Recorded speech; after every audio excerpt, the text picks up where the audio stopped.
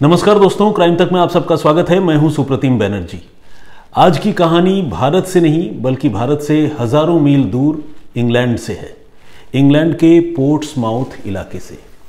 घटना है सितंबर 1981 की, यानी 1981 की। होता यह है कि पोर्ट्समाउथ इलाके के एक अपार्टमेंट में पुलिस एक कार ड्राइवर को ढूंढती हुई, उसकी तलाश करती हुई पहुंचती है। असल में इस कार ड्राइवर ने अपनी कार गलत तरीके से पार्क की थी और इस वजह से पार्किंग मीटर वायलेशन का जो चालान होता है, वो चालान ये पुलिसकर्मी लेकर उस मकान में पहुंचा था जिस मकान के एड्रेस पर वो कार रजिस्टर्ड थी, ताकि उस चालान की तामील कराई जाए। लेकिन पुलिस जब उस अपार्टमेंट में पहुंची तो पुलिस ऑफिसर ने यह देखा कि अपार्टमेंट का दरवाज़ा खुला हुआ है। अब पुलिस को चूंकि चालान सौंपना था तो पुलिस ने नॉक किया, कोई रिस्पॉन्स नहीं हुआ तो पुलिस ने थोड़ा झांक कर देखा, पुलिस वाले ने। और जब पुलिस वाले ने अंदर झांक कर देखा तो अंदर का मंजर देखकर वो ठिठक गया। अंदर एक लड़की फर्श पर बेसुध पड़ी हुई थी। लड़की की उम्र यही कोई 20-21 साल के आसपास की होगी और मौके पर ही कई सारी चीज़ें बिखरी हुई थी। उसमें कुछ कांच की बोतलें थी और तकिया वगैरह था, और लड़की के गले में और हाथ पांव में टेलीफोन के तार जो है वो कसकर बांधे गए थे और लड़की ज़मीन पर बिल्कुल जिसे कहते हैं ना, बेजान पड़ी हुई थी। अब जब पुलिस ऑफिसर ने ये चीज़ देखी तो फ़ौरन उसके अंदर की इंसानियत या पुलिस ऑफिसर जागा, मैं ये कहूँगा, और उसने फ़ौरन एम्बुलेंस बुलवाया और फिर इस लड़की को अस्पताल ले जाया गया। मगर अफसोस, लड़की अस्पताल ले जाए जाने से पहले ही जो है मर चुकी थी, उसकी जान जा चुकी थी। अब उसकी लाश का पोस्टमार्टम करवाया गया और जब पोस्टमार्टम हुआ तो पता चला कि लड़की की मौत सिर पर चोट लगने की वजह से हुई है। अब ये चोट चाहे उसे ज़मीन पर पटके जाने की वजह से लगी हो या फिर उसे किसी चीज़ से उसके सिर पर वार किया गया हो, ये तो एक अलग मसला है, अलग डिटेलिंग है जिसे कहते हैं। लेकिन इतना क्लियर था कि लड़की की हत्या हुई है और हत्या सिर पर वार करके या सिर पर चोट लगने की वजह से हुई है। अब पुलिस इस मामले की छानबीन, इस मामले की जांच शुरू करती है। ये पता चलता है कि जिस लड़की की हत्या हुई है उसका नाम है लौरा कैम्पटन, और ये जो लौरा कैम्पटन है इसकी उम्र तकरीबन 23 साल की बताई गई और ये वही पोर्ट्समाउथ के उस इलाके में रहती थी और साथ ही साथ एक गिफ्ट शॉप में और एक आइसक्रीम पार्लर में ये काम किया करती थी। तो एक जिसे कहते हैं कि इंडिपेंडेंट गर्ल थी और इस अपार्टमेंट में वो अकेली ही रहती थी। आस पड़ोस के लोगों से जब पुलिस ने पूछताछ की तो पता चला कि कैम्पटन जो है वो बीती रात को बहुत हंसी खुशी घर लौटी थी और लेट नाइट को आई थी, क्योंकि वो कहीं नाइट आउट के लिए गई थी, प्रोबेबली अपने किसी फ्रेंड के साथ, दोस्त के साथ, और इसलिए वो देर रात को आई थी। लेकिन इसके बाद जिस रोज़ ये घटना हुई उस रोज़ उसे किसी ने नहीं देखा था। लेकिन अब सवाल ये था कि लौरा की जान किसने ली, कौन उस मकान में घुस आया और इस लड़की से उस कातिल की क्या दुश्मनी थी, मोटिव क्या हो सकता है, ये तमाम सवाल पुलिस के पास थे। तो उन दिनों में पुलिस के पास कोई सीसीटीवी फुटेज या कोई मोबाइल फ़ोन के ज़रिए उनको ट्रैक करना, इस तरह की सुविधा या व्यवस्था जाहिर सी बात है इतने अर्ली डेज़ में पुलिस के पास तो थी नहीं। आज से 40 साल से भी ज़्यादा पुरानी बात है। तो पुलिस जो है मैनुअल तरीके से और ऑर्थोडॉक्स तरीके से ही इस तरह के मामलों की जांच करती थी। पुलिस ने घर परिवार वालों से बात की, लौरा कैम्पटन के जो दोस्त हैं उनसे बात की, नाइट आउट के लिए वो जिस लड़के के पास साथ गई थी उससे बात की, आस पड़ोस के लोगों से बात की। तमाम लोगों से बातचीत करके पुलिस ने ये समझने की कोशिश की कि आखिर इस लड़की की मौत के पीछे क्या वजह रही होगी और किसने उसकी हत्या की होगी। लेकिन तमाम लोगों से, जो भी इस लड़की के सराउंडिंग के लोग थे, आसपास वाले लोग थे, तमाम लोगों से बातचीत करने के बावजूद पुलिस के हाथ खाली रहे और पुलिस को ऐसा कोई भी अहम सुराग या लीड इस मामले में नहीं मिला। और जैसा कि मैंने आपको बताया, मौका वारदात से पुलिस को कुछ खास चीज़ें मिली थी और इन चीज़ों में एक तकिया, एक शीशे की बोतल, सिगरेट के कुछ बट्स और इस तरह की कई सारी चीज़ें पुलिस को वहाँ से बरामद हुई थी। और इन चीज़ों के सैंपल जो है उस वक्त पुलिस ने कलेक्ट करके अपने पास रख लिए थे, अपने डेटा बैंक में रख लिए थे, ताकि अगर कहीं इस मामले की तफ्तीश आगे बढ़े तो ये जो स्पेसिमेन या सैंपल या आप कहें कि सुराग जो पुलिस ने वहाँ से इकट्ठा किए हैं, इन सुरागों से कत्ल की इस कहानी को रिलेट किया जाए और जोड़ा जाए। तो पुलिस ने ये चीज़ें तो रख ली, तफ्तीश भी पुलिस करती रही, लेकिन दुखद बात ये रही कि दिन महीने साल गुजरते रहे और इस कत्ल के बारे में पुलिस को कहीं से कोई जानकारी नहीं मिली। और इस तरह से एक एक कर 40 साल से ज़्यादा का वक्त गुजर गया और लौरा किम्पटन जो लड़की थी उसके बारे में पुलिस को कुछ भी पता नहीं चला, उसके कातिलों के बारे में पुलिस को कुछ भी पता नहीं चला।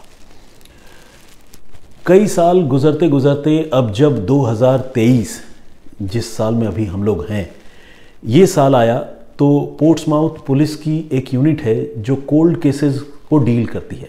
कोल्ड केसेस आप सब जानते हैं, उस तरह के मामलों को कहा जाता है जो वक्त के साथ जो है भुला दिए जाते हैं। और इस लड़की के कत्ल का मामला भी तकरीबन ऐसा ही था, क्योंकि उस समय कत्ल का जब खुलासा हुआ, कत्ल की घटना का जब खुलासा हुआ तो पुलिस ने कत्ल के मामले का खुलासा करने की बड़ी कोशिश की, लेकिन पुलिस को कोई लीड नहीं मिली। तो इस मामले की फाइल जो है एक तरह से धूल खाती रही और जिसे हिंदी में एक मुहावरा है, ठंडे बस्ते में चली गई। तो इंग्लिश में उसके लिए कहते हैं कोल्ड केसेस। तो कोल्ड केसेस की एक यूनिट है। इस यूनिट ने तकरीबन 40 साल बाद, 40-42 साल बाद इस मामले को फिर से री इन्वेस्टिगेट करने का फैसला किया। और जो पोर्ट्समाउथ पुलिस कोल्ड केसेस की यूनिट है, उसने एक फॉरेंसिक साइंस लेबोरेटरी जिसका नाम है मायने फॉरेंसिक लेबोरेटरीज, उसके साथ टाई अप किया। और इनका टाई अप रेदर था पहले से, कई सारे मामलों में मायने फॉरेंसिक लेबोरेटरीज ने पोर्ट्समाउथ की पुलिस को हेल्प की है, मदद की है। तो इन फॉरेंसिक एक्सपर्ट्स के साथ पुलिस ने बातचीत की और जो सैंपल उस समय पुलिस ने कलेक्ट किए थे तकरीबन 40 साल पहले, वो सैंपल उन्होंने फॉरेंसिक साइंटिस्ट को मुहैया करवाए। और आपको जानकर हैरानी होगी कि इतने सालों के बाद फॉरेंसिक एक्सपर्ट्स ने पुलिस को ये बताया कि वो जो चीज़ें वहाँ मौके पर पड़ी हुई मिली थी, उसमें से कुछ चीज़ों पर एक मेल डीएनए मौजूद है। यानी लौरा किम्पटन जो वहाँ अकेली रहती थी, उसके मकान में जो भी कातिल था, जो घुस आया था, उसका, उस सस्पेक्टेड कातिल का डीएनए इन चीज़ों पर हो सकता है और वो एक मेल डीएनए है। कहने का मतलब ये कि इस लड़की की हत्या के पीछे किसी लड़की का ही हाथ कम से कम नहीं था, कोई मेल था, कोई पुरुष कातिल था जिसने तब इस घटना को अंजाम दिया था। लेकिन अब लाखों लोगों के बीच में से एक मेल डीएनए को आइडेंटिफाई करना और गुनहगार की पहचान करना, ये अपने आप में आप समझ सकते हैं कि कितना मुश्किल काम होगा। बेशक चाहे ये आज का दौर हो, लेकिन काम इतना आसान तो नहीं है। लेकिन इंग्लैंड में और ख़ासकर यूरोप के जो विकसित देश हैं, वहाँ पर साइंस और टेक्नोलॉजी जाहिर है काफ़ी आगे है, काफ़ी उन्होंने काफ़ी तरक्की की है। और उस लिहाज से अगर हम कहें तो ये जो मेल डीएनए का पुलिस को पता चला, फॉरेंसिक साइंस के जो एक्सपर्ट्स हैं उनको पता चला, उन्होंने इस डीएनए की जांच वहाँ की जो पब्लिक जीनोलॉजी डेटाबेस है उससे करने का फैसला किया, उससे मिलान करवाने का फैसला किया और ये चेक करने का फैसला किया कि पब्लिक जीनोलॉजी डेटाबेस में ये जो पर्टिकुलर डीएनए उन्होंने मौका वारदात से लौरा किम्पटन के अपार्टमेंट से लिफ्ट किया था, वो किस आदमी का है।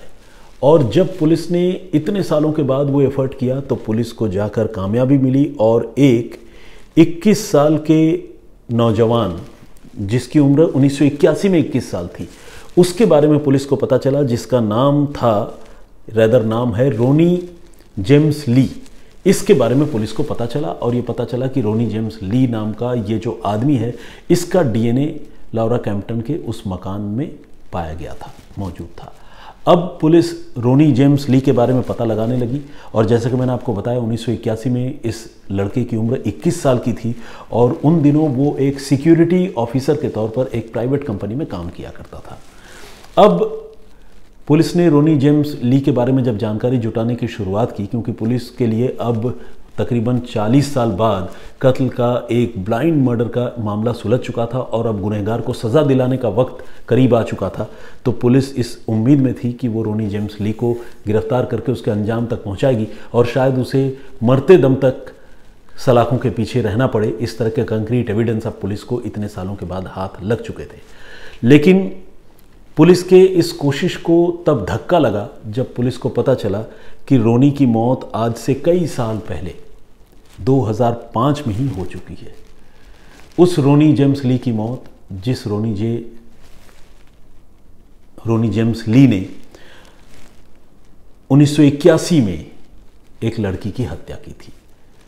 पुलिस ने अब उसके परिवार वालों से बात की, जानने वालों से बात की, तो ये पता चला कि वो नशे का आदी था और 2005 में उसकी मौत कोकीन के ओवरडोज की वजह से हो गई। इतना ही नहीं, पुलिस को ये भी पता चला कि ड्रग्स के ही मामलों में और ब्रॉल के मामलों में, लड़ाई झगड़ों के मामलों में रोनी जेम्स ली को पुलिस ने पहले भी पकड़ा था। और जब पुलिस ने उसकी आइडेंटिटी क्लियर होने के बाद उसके से रिलेटेड बही खाते खंगाले तो पुलिस को अपने बही खातों में भी इस लड़के का नाम नज़र आया। मगर अफसोस कि तफ्तीश हुई, 40 सालों के बाद कत्ल के मामले का खुलासा हुआ, लेकिन खुलासा होने के बावजूद पुलिस उसे सज़ा नहीं दिला सकी, क्योंकि जो गुनहगार था वो इस दुनिया से दूर जा चुका था, उसकी मौत हो चुकी थी। इस फाइंडिंग के बाद, इस इन्वेस्टिगेशन के बाद लौरा कैम्पटन के घर वालों ने अब इतने सालों के बाद राहत की सांस ली है और उन्हें कम से कम थोड़ी तसल्ली मिली है कि चलो ठीक है, उनकी बेटी तो खैर अब इस दुनिया में नहीं है, उनके परिवार की लड़की तो अब इस दुनिया में नहीं है, वापस भी नहीं आ सकती, लेकिन उसका जो गुनहगार है उसके बारे में अब पता चल चुका है। अगर वो ज़िंदा रहता तो उसे ताउम्र कैद की सज़ा होती, मरते दम तक वो सलाखों के पीछे रहता, जैसा कि ब्रिटेन का कानून है। लेकिन अभी जाहिर सी बात है, चूंकि वो इस दुनिया में नहीं है तो उसे सज़ा नहीं दिलाई जा सकती। तो फिलहाल इस मामले के इन्वेस्टिगेशन का हासिल या आउटकम सिर्फ इतना ही है कि परिवार वालों को, वहाँ के पुलिस वालों को इस बात की तसल्ली है कि उन्होंने लौरा कैम्पटन के कातिलों का कामयाबी पूर्वक पता लगा लिया। तो आज की कहानी इतनी ही। आई होप कि साइंस और टेक्नोलॉजी के ज़रिए इन्वेस्टिगेशन का ये जो नया तरीका है, उस तरीके से जुड़ी ये कहानी आप लोगों को अच्छी लगी होगी। बेशक इस मामले में गुनहगार को सज़ा दिलाना मुमकिन नहीं हो सका, लेकिन ये पता चलना भी अपने आप में बड़ी बात है कि कातिल कौन था। हालांकि इस मामले में कत्ल का मोटिव भी बहुत क्लियर नहीं है, लेकिन जिस तरह का इस लड़के का बैकग्राउंड है, जिसकी मौत हो चुकी, जिस पर कत्ल का इल्ज़ाम है, उसे देखकर लगता है कि ये शायद लूटपाट के इरादे से या फिर कोई सेक्सुअल अब्यूज़ के इरादे से उस अपार्टमेंट में दाखिल हो गया हो, लौरा कैम्पटन के मकान में, और उसके साथ रॉबरी की या फिर लूटपाट की कोशिश की हो, क्योंकि ये नशे का आदी था। और अक्सर ऐसे नशेड़ी लोग जो है, उन्हें रुपए पैसों की ज़रूरत होती है, हैंडी मनी चाहिए होता है, और वो इस तरह के अपराध की घटनाओं में लिप्त हो जाते हैं। तो बहुत संभावना इसी बात की है कि शायद नशे के खुराक के चलते इसने उसमें लूटपाट की कोशिश की होगी उन दिनों, और उसी क्रम में उसने उस लड़की की हत्या कर दी थी। तो आज की कहानी यहीं तक। मेहताब अली इदरीशी साहब ने कमेंट किया है, जो मेरी प्रीवियस स्टोरी है जिसमें मैंने आप लोगों को बताया था कि कैसे उत्तर प्रदेश की पुलिस ने कत्ल के एक ब्लाइंड केस को सॉल्व करने में कामयाबी हासिल की, और वो ब्लाइंड केस पुलिस ने सिर्फ दांतों के निशान से सुलझा लिया। अगर आप उस कहानी को तफसील से जानना, सुनना या समझना चाहते हैं तो क्राइम तक के प्लेलिस्ट में जाकर सुप्रतिम से सुनिए के सेगमेंट में आप उस कहानी को सुन सकते हैं। अदरवाइज़ क्राइम तक के वीडियोज़ में तो आपको वो कहानी दिखी जाएगी। मेहताब अली हैदरी, माफ़ कीजिएगा, इदरीशी साहब का कमेंट है, बहुत बहुत स्वागत आपका। शंकर लाल बिश्नोई जी, इन्होंने लिखा है, आपकी आवाज़ सुनकर अच्छा लगता है और जब आपको कहानी सुनाते हुए देखता हूँ तो एक अजीब सी खुशी मिलती है, अलग ही खुशी मिलती है। Thank you very much. Excellent presentation as ever, brilliant command over languages, love and respect, Joy da. तो जॉय दा नाम से तो खैर लग रहा है कि आप बंगाली हैं, बहुत बहुत स्वागत आपका जॉय दा। प्रदीप भाम्बू जी, ये राजस्थान से हमारे दर्शक हैं, इन्होंने राम राम कहा है, मेरी ओर से भी राम राम आप स्वीकार कीजिए। Great job by police, previous story पर कमेंट किया है रूपा चट्टोपाध्याय जी ने। मौलाना निसार अहमद नागपुरी साहब हैं, इन्होंने पुलिस के जांच की तारीफ़ की है और कलयुग में कहा है कि कलयुग वो दौर है जब पिता बेटे का, बेटा पिता की जान ले लेता है। तो वाकई रिश्ते नाते जो है उनकी डोर कमज़ोर पड़ने लगी है, इसमें कोई दो राय नहीं है। दीपक हीरा जी हैं हमारे दर्शक, इन्होंने भी कमेंट किया है, बहुत बहुत स्वागत आपका। इन्होंने लिखा है कि आपसे मिलने की इच्छा है सुप्रतिम भाई, और इन्होंने पहले ये भी लिखा था कि मैं पंजाब कब आ रहा हूँ। शायद इन्होंने बाद में ये भी बताया था कि वो दिल्ली से हैं। तो दीपक जी, नोएडा में मीडिया प्लेक्स है आज तक का, आप वहाँ आ सकते हैं, लेकिन आने से पहले आपसे गुजारिश है कि एक मेल ज़रूर कीजिएगा और जब मैं आपको रिस्पॉन्ड करूँ तभी आइएगा। कहीं ऐसा ना हो कि आप हमारे दफ्तर आएँ और मैं किसी वजह से दफ्तर में न रहूँ और आपसे मुलाकात ना हो पाए, तो मुझे अच्छा नहीं लगेगा। लेकिन आप आ सकते हैं, बहुत बहुत स्वागत है आपका। राजवीर सिंह हीर, इन्होंने भी कमेंट किया है। इन्होंने एक्सप्लेनेशन इज़ अमेजिंग लिखा है, थैंक यू वेरी मच, और बहुत दिल से इन्होंने कमेंट किया, बहुत धन्यवाद आपका। What a man you are लिखकर इन्होंने एक दिल का निशान भी बनाया, thank you very much. Expect the unexpected, इन्होंने एक कमेंट किया है। हमारे दर्शक हैं, रोशन लामा जी हैं, कालिम्पोंग से हैं, बहुत बहुत स्वागत आपका। सुनीसा सबा ने भी कमेंट किया है, किस पर इंसान भरोसा करे, अपने भी धोखा देते हैं, इन्होंने ये लिखा है। मामूनी बोरगोहाई का कमेंट है, बहुत बहुत स्वागत आपका। आउटस्टैंडिंग वर्क बाय पुलिस इन्होंने लिखा है,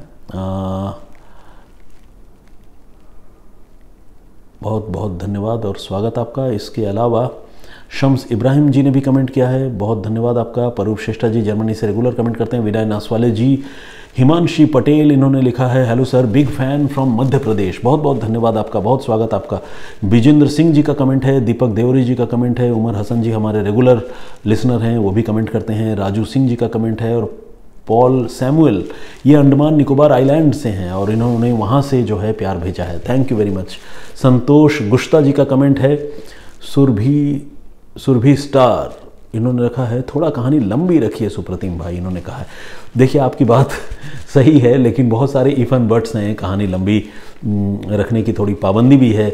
और नीरू पालिया जी इन्होंने कमेंट किया और इन्होंने लिखा है कि my daughter's name is also Anukriti.